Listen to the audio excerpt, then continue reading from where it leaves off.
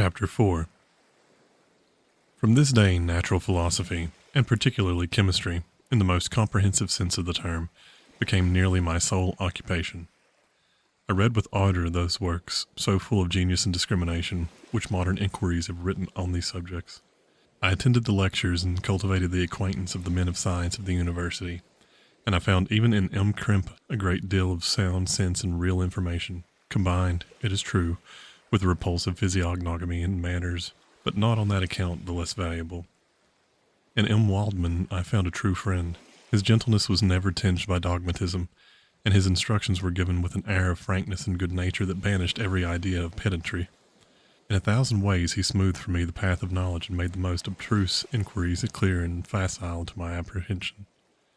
My application was at first fluctuating and uncertain. It gained strength, and as I proceeded and soon became so ardent and eager that the stars often disappeared in the light of the morning whilst I yet engaged in my laboratory. As I applied so closely, it may be easily conceived that my progress was rapid. My ardor was indeed the astonishment of the students, and my proficiency that of the masters. Professor Crimp often asked me, with a sly smile, how Cornelius Agrippa went on, whilst M. Waldman expressed the most heartfelt exultation in my progress. 2 years passed in this manner, during which I paid no visit to Geneva, but was engaged, heart and soul, in the pursuit of some discoveries which I hoped to make. None but those who have experienced them can conceive of the enticements of science. In other studies you go as far as others have gone before you, and there is nothing more to know, but in a scientific pursuit there is a continual food for discovery and wonder. A mind of moderate capacity, which closely pursues one study, must infallibly arrive at a great proficiency in that study. And I, who continually sought the attainment of one object of pursuit and was solely wrapped up in this, improved so rapidly that at the end of 2 years I made some discoveries in the improvement of some chemical instruments, which procured me great esteem and admiration at the university. When I had arrived at this point and had become as well acquainted with the theory and practice of natural philosophy as depended on the lessons of any professors at Ingolstadt, my residence there being no longer conducive to my improvements, I thought of returning to my friends in my native town, when an incident happened that protracted my stay. One of the phenomena which had peculiarly attracted my attention was the structure of the human frame, and, indeed, any animal endued with life. Whence, I often asked myself, did this principle of life proceed? It was a bold question, and one which had ever been considered as a mystery. Yet with how many things are we upon the brink of becoming acquainted, if cowardice or carelessness did not restrain our inquiries? I revolved these circumstances in my mind and determined thenceforth to apply myself more particularly to those branches of natural philosophy which relate to physiology. Unless I had been animated by an almost supernatural enthusiasm, my application to this study would have been irksome and almost intolerable. To examine the causes of life, we must first have recourse to death. I became acquainted with the science of anatomy, but this was not sufficient. I must also observe the natural decay and corruption of the human body. In my education, my father had taken the greatest precautions that my mind should be impressed with no supernatural horror. I do not ever remember to have trembled at a tale of superstition, or to have feared the apparition of a spirit. Darkness had no effect upon my fancy, and a churchyard was to me merely the receptacle of bodies deprived of life, which, from being the seat of beauty and strength, had become food for the worm. Now I was led to examine the cause and progress of this decay, and forced to spend days and nights in vaults and charnel houses. My attention was fixed upon every object most insupportable to the delicacy of the human feelings. I saw how the fine form of man was degraded and wasted. I beheld the corruption of death succeed to the blooming cheek of life. I saw how the worm inherited the wonders of the eye and brain. I paused, examining and analyzing all the minutiae of causation, as exemplified in the change from life to death, and death to life, until from the midst of this darkness a sudden light broke in upon me. A light so brilliant and wondrous, yet so simple, that while I became dizzy with the immensity of the prospect which it illustrated, I was surprised that among so many men of genius who had directed their inquiries towards the same science, that I alone should be reserved to discover so astonishing a secret. Remember, I am not recording the vision of a madman. The sun does not more certainly shine in the heavens than that which I now affirm is true. Some miracle might have produced it, yet the stages of the discovery were distinct and probable. After days and nights of incredible labor and fatigue, I succeeded in discovering the cause of generation and life. Nay, more, I became myself capable of bestowing animation upon lifeless matter.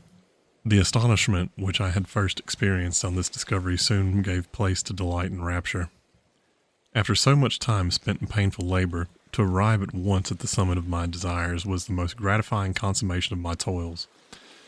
But this discovery was so great and overwhelming that all the steps by which I had been progressively led to it were obliterated, and I beheld only the result. What had been the study and desire of the wisest men since the creation of the world was now within my grasp. Not that, like a magic scene, it all opened upon me at once. The information I had obtained was of a nature rather to direct my endeavors so soon as I should point them towards the object of my search than to exhibit that object already accomplished. I was like the Arabian who had been buried with the dead and found a passage to life, aided only by one glimmering and seemingly ineffectual light. I see by your eagerness and the wonder and hope that your eyes express, my friend, that you expect to be informed of the secret with which I am acquainted. That cannot be. Listen patiently until the end of my story, and you will easily perceive why I am reserved upon the subject. I will not lead you on, unguarded and ardent as I then was, to your destruction and infallible misery. Learn from me, if not by my precepts, at least by my example, how dangerous is the acquirement of knowledge, and how much happier the man who believes his native town to be the world, than he who aspires to become greater than his nature will allow. When I found so astonishing a power placed within my hands, I hesitated a long time concerning the manner in which I should employ it.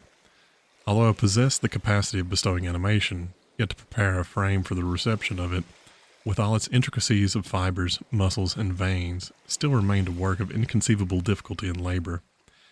I doubted at first whether I should attempt the creation of a being like myself, or one of simpler organization. But my imagination was too much exalted by my first success to permit me to doubt of my ability to give life to an animal as complete and wonderful as man.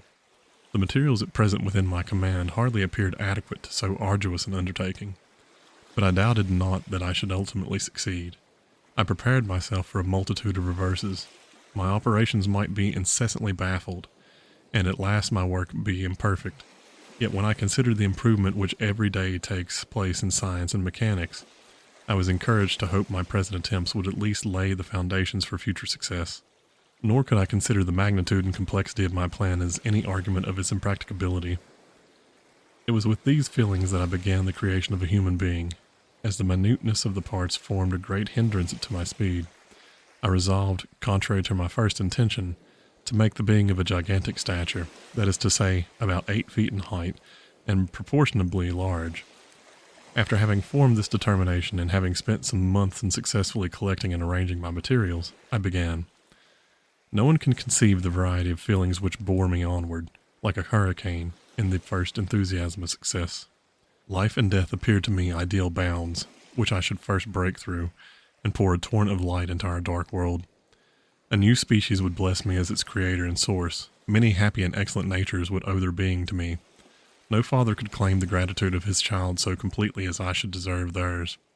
Pursuing these reflections, I thought that if I could bestow animation upon lifeless matter, I might, in process of time, although I now found it impossible, renew life where death had apparently devoted the body to corruption. These thoughts supported my spirits, while I pursued my undertaking with unremittent ardor. My cheek had grown pale with study, and my person had become emaciated with confinement. Sometimes, on the very brink of certainty, I failed, yet still I clung to the hope which the next day or the next hour might realize. One secret which I alone possessed was the hope to which I had dedicated myself, and the moon gazed on my midnight labors, while, with unrelaxed and breathless eagerness, I pursued nature to her hiding places. Who shall conceive the horrors of my secret toil as I dabble among the unhallowed damps of the grave or tortured the living animals to animate the lifeless clay? My limbs now tremble, and my eyes swim with the remembrance. But then a resistless and almost frantic impulse urged me forward. I seemed to have lost all soul or sensation but for this one pursuit. It was indeed but a passing trance that only made me feel with renewed acuteness so soon as, the unnatural stimulus ceasing to operate, I had returned to my old habits. I collected bones from charnel houses and disturbed, with profane fingers, the tremendous secrets of the human frame. In a solitary chamber, or rather cell, at the top of the house, and separated from all other apartments by a gallery and staircase, I kept my workshop of filthy creation. My eyeballs were starting from their sockets in attending the details of my employment. The dissecting room and the slaughterhouse furnished many of my materials, and often did my human nature turn with loathing from my occupation, whilst, still urged on by an eagerness which perpetually increased, I brought my work near to a conclusion. The summer months passed while I was thus engaged, heart and soul, in one pursuit. It was a most beautiful season. Never did the fields bestow a more plentiful harvest or the vines yield a more luxuriant vintage, but my eyes were insensible of the charms of nature, and the same feelings which made me neglect the scenes around me caused me also to forget those friends who were so many miles absent, and whom I had not seen for so long a time. I knew my silence disquieted them, and I well remembered the words of my father. I know that while you are pleased with yourself, you will think of us with affection, and we shall hear regularly from you. You must pardon me if I regard any interruption in your correspondence as a proof that your other duties are equally neglected. I knew well, therefore, what would be my father's feelings, but I could not tear my thoughts from my employment, loathsome in itself, but which had taken an irresistible hold of my imagination. I wished, as it were, to procrastinate all that related to my feelings of affection until the great object, which swallowed up every habit of my nature, should be completed. I then thought that my father would be unjust if he ascribed my neglect to vice or faultiness on my part, but I am now convinced that he was justified in conceiving that I should not be altogether free from blame. A human being in perfection ought always to preserve a calm and peaceful mind, and never allow passion or transitory desire to disturb his tranquillity. I do not think that the pursuit of knowledge is an exception to this rule. If the study to which you apply yourself has a tendency to weaken your affections and to destroy your taste for those simple pleasures in which most no alloy can possibly mix, then that study is certainly unlawful. That is to say, not befitting the human mind. If this rule were always observed, if no man allowed any pursuit whatsoever to interfere with the tranquillity of his domestic affections, Greece had not always been enslaved. Caesar would have spared his country, America would have been discovered more gradually, and the empires of Mexico and Peru had not been destroyed. But I forget that I am moralizing in the most interesting part of my tale, and your looks remind me to proceed. My father made no reproach in his letters and only took notice of my science by inquiring into my occupations more particularly than before. Winter, spring, and summer passed away during my labors, but I did not watch the blossom or the expanding leaves, sights which before had always yielded me supreme delight. So deeply was I engrossed in my occupation. The leaves of that year had withered before my work drew near to a close, and now every day showed me more plainly how well I had succeeded. But my enthusiasm was checked by my anxiety, and I appeared rather like one doomed by slavery to toil in the mines, or any other unwholesome trade than an artist occupied by his favorite employment. Every night I was oppressed by a slow fever, and I became nervous to a most painful degree. The fall of a leaf startled me, and I shunned my fellow creatures as if I had been guilty of a crime. Sometimes I grew alarmed at the wreck I perceived that I had become. The energy of my purpose alone sustained me. My labors would soon end, and I believed the exercise and amusement would then drive away incipient disease, and I promised myself both of these when my creation should be complete. Chapter 5. It was on a dreary night of November that I beheld the accomplishment of my toils. With an anxiety that almost amounted to agony, I collected the instruments of life around me, that I might infuse a spark of being into the lifeless thing that lay at my feet. It was already 1 a.m, the rain pattered dismally against the panes, and my candle was nearly burnt out, when, by the glimmer of the half-extinguished light, I saw the dull yellow eyes of the creature open. It breathed hard, and a convulsive motion agitated its limbs.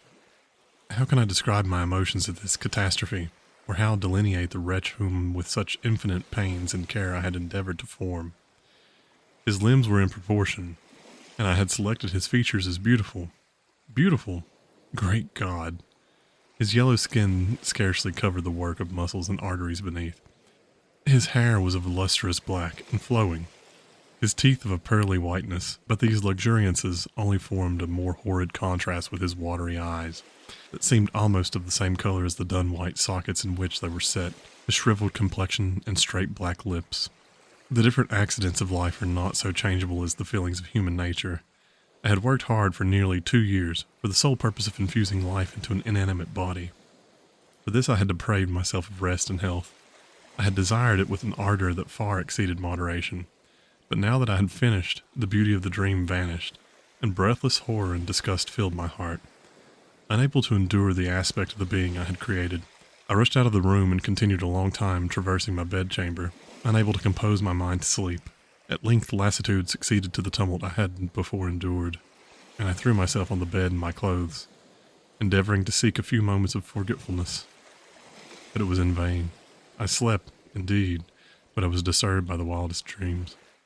I thought I saw Elizabeth, in the bloom of health, walking in the street of Ingolstadt. Delighted and surprised, I embraced her, but as I imprinted the first kiss on her lips, they became livid with the hue of death. Her features appeared to change, and I thought that I held the corpse of my dead mother in my arms. A shroud enveloped her form, and I saw the grave worms crawling in the folds of the flannel. I started from my sleep with horror. A cold dew covered my forehead, my teeth chattered, and every limb became convulsed. When, by the dim and yellow light of the moon, as it forced its way through the window shutters, I beheld the wretch, the miserable monster whom I had created. He held up the curtain of the bed, and his eyes, if eyes they may be called, were fixed on me. His jaws opened, and he muttered some inarticulate sounds, while a grin wrinkled his cheeks. He might have spoken, but I did not hear. One hand was stretched out, seemingly to detain me, but I escaped and rushed downstairs.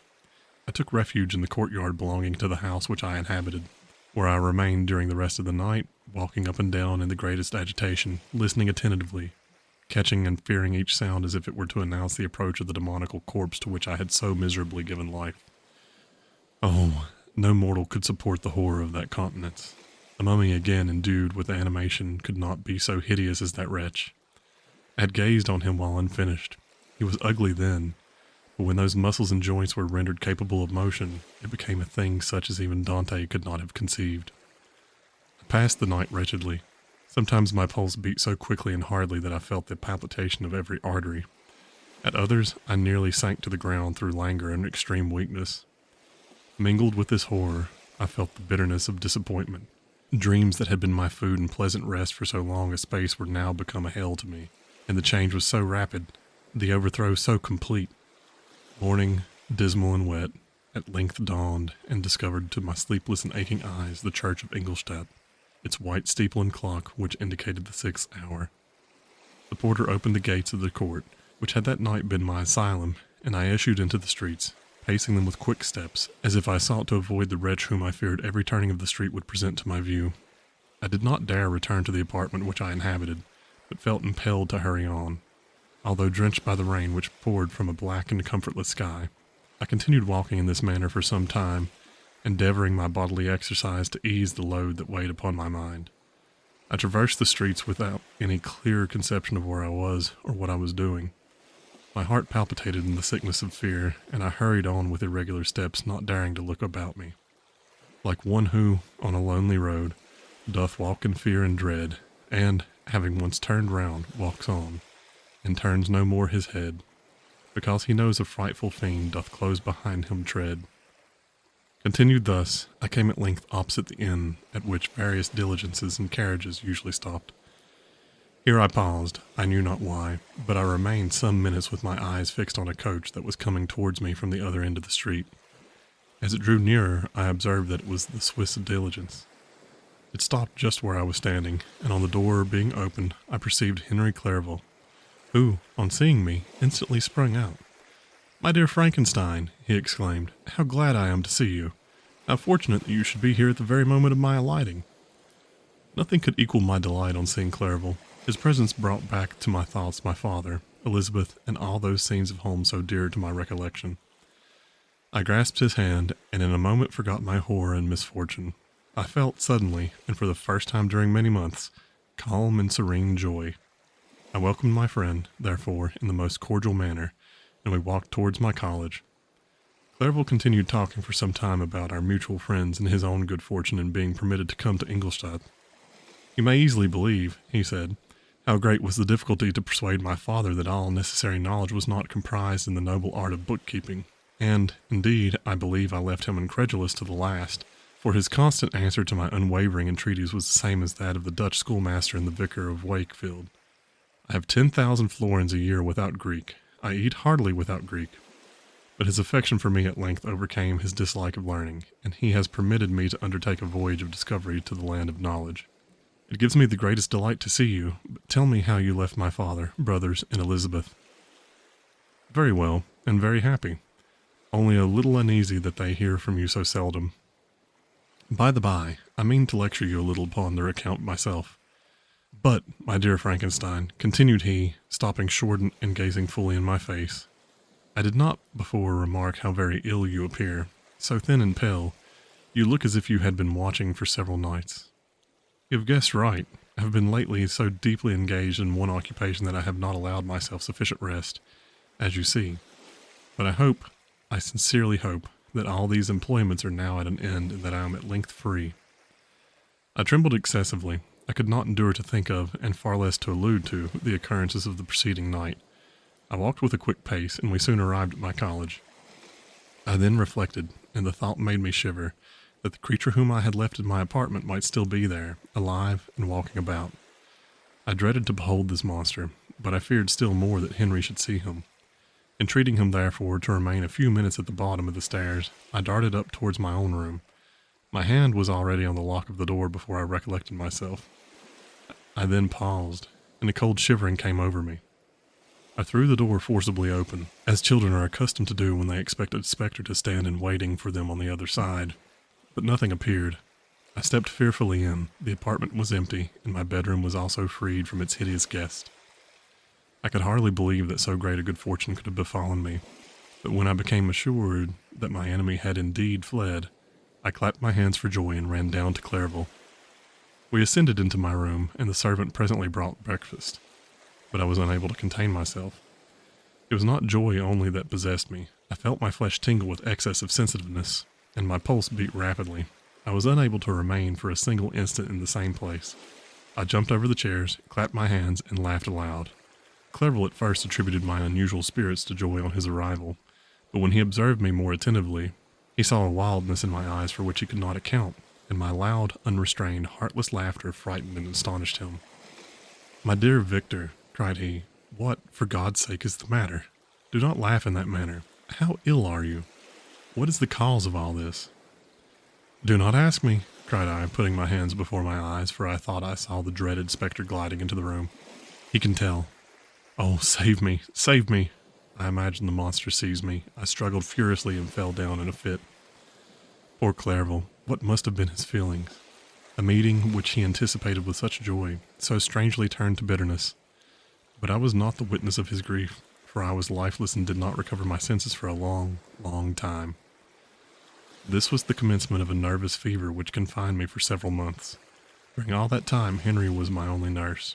I afterwards learned that, knowing my father's advanced age and unfitness for such a long journey, and how wretched my sickness would make Elizabeth, he spared them this grief by concealing the extent of my disorder.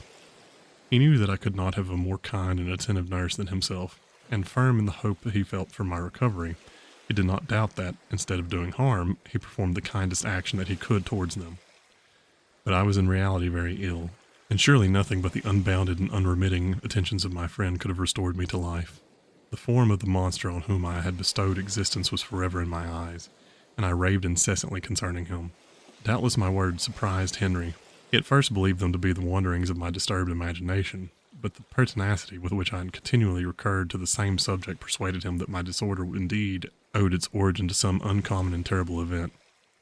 By very slow degrees, and with frequent relapses that alarmed and grieved my friend, I recovered. I remember the first time I became capable of observing outward objects with any kind of pleasure. I perceived that the fallen leaves had disappeared and that the young buds were shooting forth from the trees that shaded my window. It was a divine spring, and the season contributed greatly to my convalescence. I felt also sentiments of joy and affection revive in my bosom, and in a short time I became as cheerful as before I was attacked by the fatal passion. "Dearest Clerval," I exclaimed, "how kind, how very good you are to me. This whole winter, instead of being spent in study, as you promised yourself, has been consumed in my sick room. How shall I ever repay you? I feel the greatest remorse for the disappointment of which I have been the occasion, but you will forgive me. You will repay me entirely if you do not discompose yourself, but get well as fast as you can, and since you appear in such good spirits, I may speak to you on one subject, may I not?" I trembled. One subject. What could it be? Could he allude to an object on whom I dared not even think? "Compose yourself," said Clairville, who observed my change of color. I will not mention it if it agitates you, but your father and cousin would be very happy if they received a letter from you in your own handwriting. They hardly know how ill you have been and are uneasy at your long silence. Is that all, my dear Henry? How could you suppose that my first thought would not fly towards those dear, dear friends whom I love and who are so deserving of my love? If this is your present temper, my friend, you'll perhaps be glad to see a letter that has been lying here some days for you. It is from your cousin, I believe.